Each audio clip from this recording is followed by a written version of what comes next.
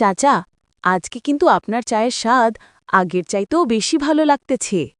আরে বাবা, শেষবারের চা তো একটু বেশি আদা দিছিলাম।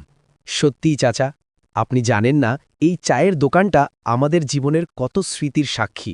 ক্লাস ফাঁকি, প্রেমের গুঞ্জন, পরীক্ষার টেনশন সবকিছু তো এই চায়ের কাপ ঘিরেই ছিল। জানি রে, জানি তোমরা আসলে আমার দোকানটাকেই ক্যাম্পাস বানায় দিছো। আজকের পর আর হয়তো এমন করে একসাথে বসা হবে না। একটু থেমে, চাচা, যদি ফিরে আসি অনেক বছর পর, তখনও কি এই দোকানটা থাকবে? যদি আমার শরীর থাকে তবেই দোকান থাকবে, আর যদি নাও থাকে এই চায়ের গন্ধ থাকবে। চায়ের গন্ধ বন্ধুত্বের মতো ফুরায় না। চলো সীমা, শেষবারের মতো হাঁটি এই রাস্তা দিয়ে। ভালো থেকো দুজনেই। আর হ্যাঁ, যদি কখনো মনে পড়ে এই বুড়ো চাচারে ভুলো না। কখনোই না চাচা।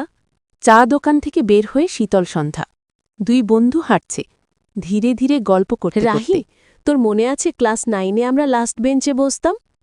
একদম মনে আছে। আর মনে আছে তুই স্যারের চোখের সামনে বসে লুকিয়ে চানাচুর খেতি? আর তুই স্যারকে বলতি, স্যার সীমা পড়তেছে, এই বলে নিজেই খাতা বন্ধ করতি। পুরা চালাক ছিলাম আমি, তবে সত্যি বললে ওই দিনগুলো এখন খুব মিস করি। তখন কত টেনশনবিহীন ছিলাম, এখন শুধু দায়িত্ব ও চিন্তা, আর কি করব সামনে এই ভাবনা।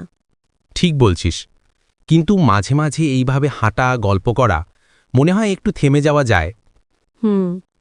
তুই কি এখনো লেখিস?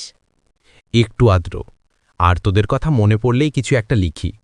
তোকে তো একটা কবিতা পড়াইনি আজও। কবিতা আমার নামে? চোখ মুচকে, তুই তখন লাল জামা পরে এসেছিলি না ক্লাসে একদিন, ওই দিনই লিখেছিলাম। ওরে বাবা, আমি জানতামই না, এখনই শোনাতে হবে। এখন না, পরের হাঁটায়। এভাবেই তো গল্প জমে থাকে, তাই না? ঠিক বলেছিস, গল্প জমে থাকুক আর হাঁটা চলুক। সীমা আর রাহি দুজন দুজনার বাড়িতে চলে যায়। ভালো লাগলে লাইক, কমেন্ট, শেয়ার করে আমাদের চ্যানেলটি সাবস্ক্রাইব করে দিন। ধন্যবাদ।